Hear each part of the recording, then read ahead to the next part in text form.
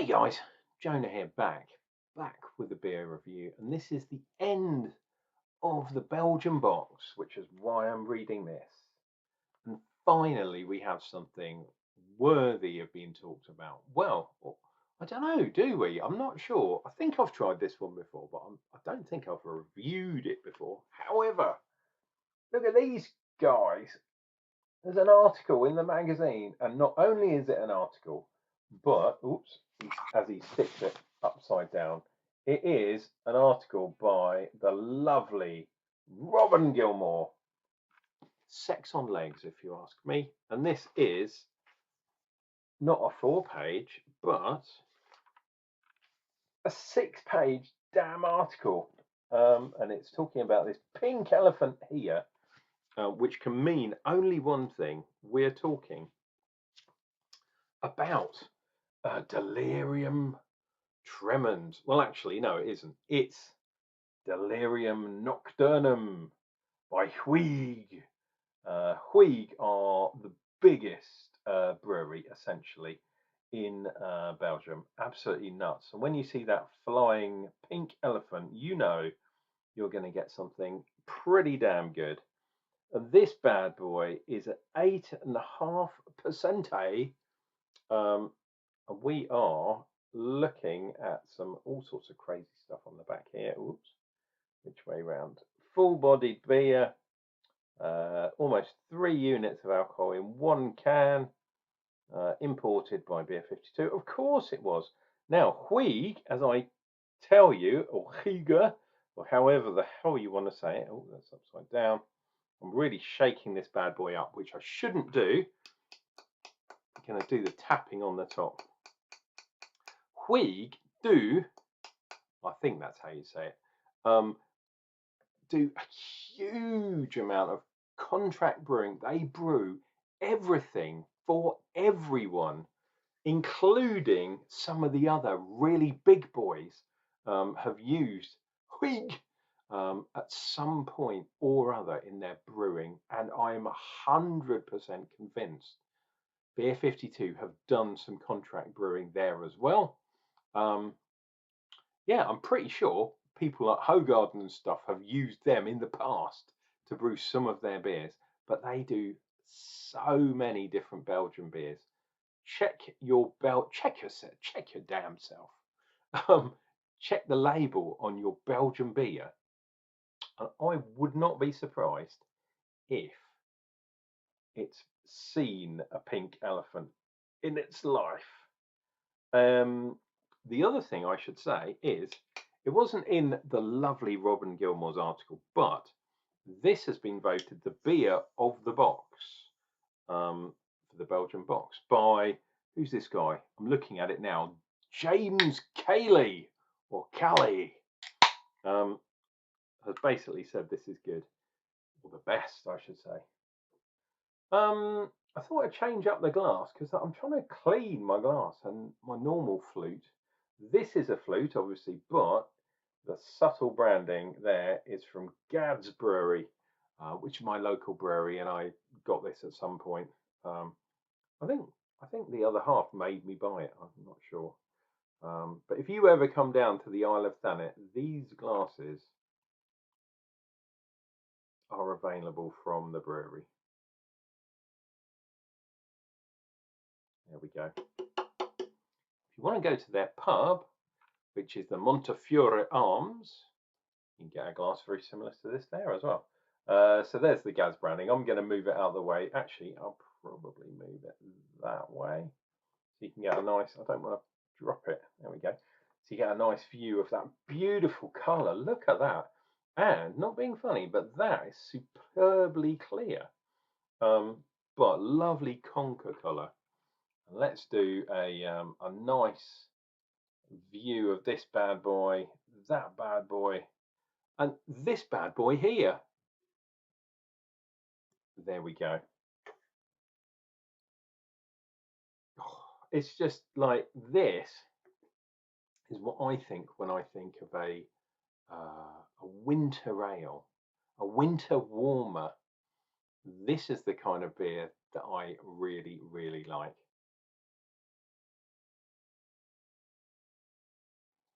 It's such a malty bad boy, but it does retain a little bit of sweetness. This is a strong beer. Some people, oh, it's not that strong until it gets to 10%. No, no, no. Drink a couple of 8.5%ers. You know what time it is. So yeah, this is all about the nuts, um, caramel, touch of spice, perhaps, like a kind of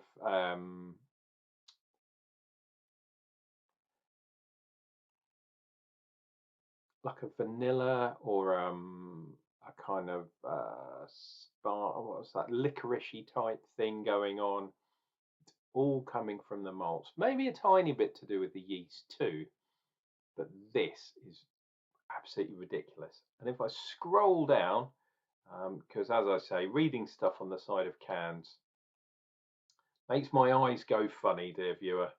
But what have we got in here? We've got the hops are just Hallertauer, apparently. But the malts, we've got caramel, we've got a pale malt, whatever one that is. We've got some Pilsen malt, we've got roast malt, and we've got a Munich malt in there. Lovely stuff. As I've been talking, dear viewer, the head has disappeared, unfortunately. But with a stronger beer, it's never really going to hang around, although it might stick to the side of the glass. We shall see, dear viewer, we shall see. And if you're liking this video, why not give me a thumbs up? Leave a comment down below. What do you think? Have you had this beer before? Delirium Nocturnum of Doomum. Really, really, really good. From a good brewery. I do take the mick out of Huyghe because they do so much contract brewing. It's ridiculous. But when they do stuff for themselves, it's usually top notch. Bordering on the macro. I mean, this is what the Belgium version of macro brewing. They brew so much beer, it's crazy. Anyway, cheers and beers.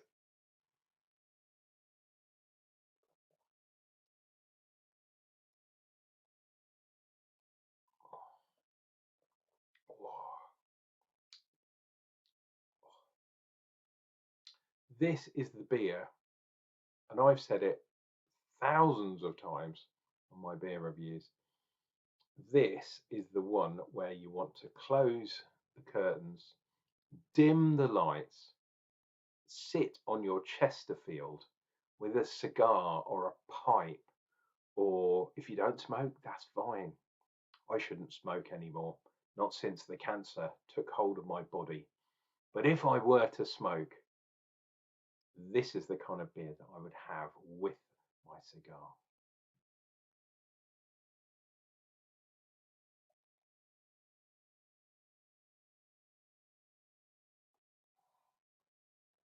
Oh, the hops are giving quite a nice amount of bitterness, but it's not over the top. It's not heavily hopped. The hops are there just to balance the sweetness about, because this is all about the malts. And there's layers. It's sweet. It is a sweet beer, but not as sweet as like a pastry stout. Like I say, that the hoppage in here definitely balances out the bitterness with the sweetness. It's still coming through a tiny bit on the sweet side, but oh my god, there's so much depth of flavour here, and it doesn't really taste that alcoholic. I've had a few proper like dank, gnarly beers lately, where the hopping has been a bit too much, and the yeast interaction with the hops creating the kind of thing that they're going for. In this, it's the other way round. This is all about the malts, the depth of flavour that you get from the malts. Oh. Like I say, this is what you want to lock yourself in, you know, for. The St. Peter's Winter Ale, of which I've bought 2 cases. I got my Black Friday free delivery, although I didn't get any discount on the beers, which I was really disappointed with. They need to make more of an effort, especially because they really did big up that what they were going to do for Black Friday, and all it was free delivery. Oh, thanks. Better than nothing.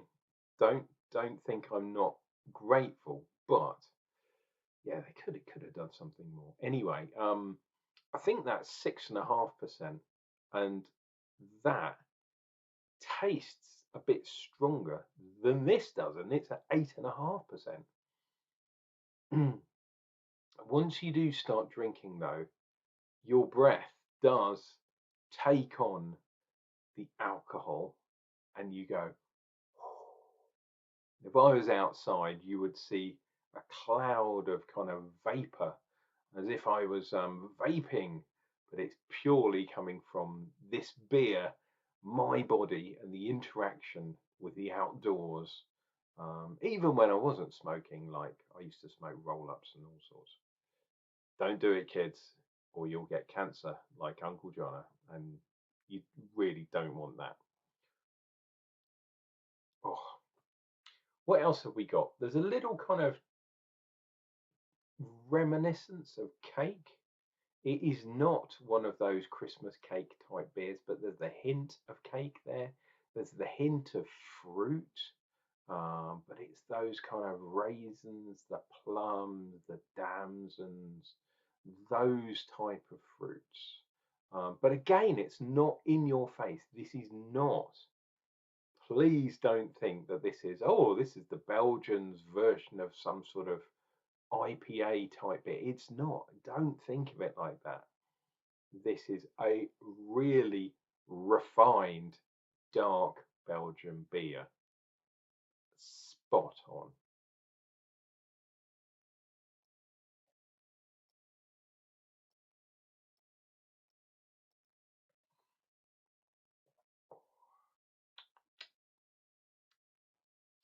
Like I say, it's really nice because the hops, the bitterness, kind of clears your mouth,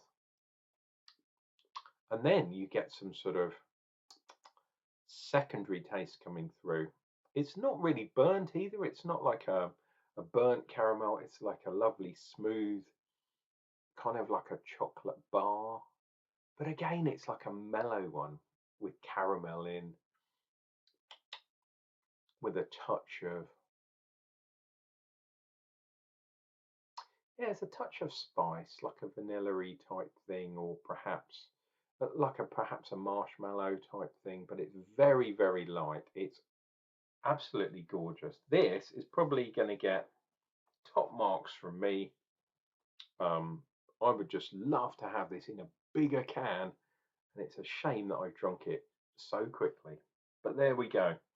That is the Delirium Nocturnum strong dark beer from Huyghe.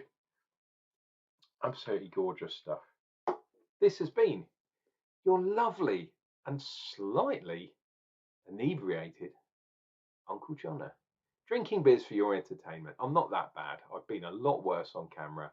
But yeah, drinking beers for your entertainment.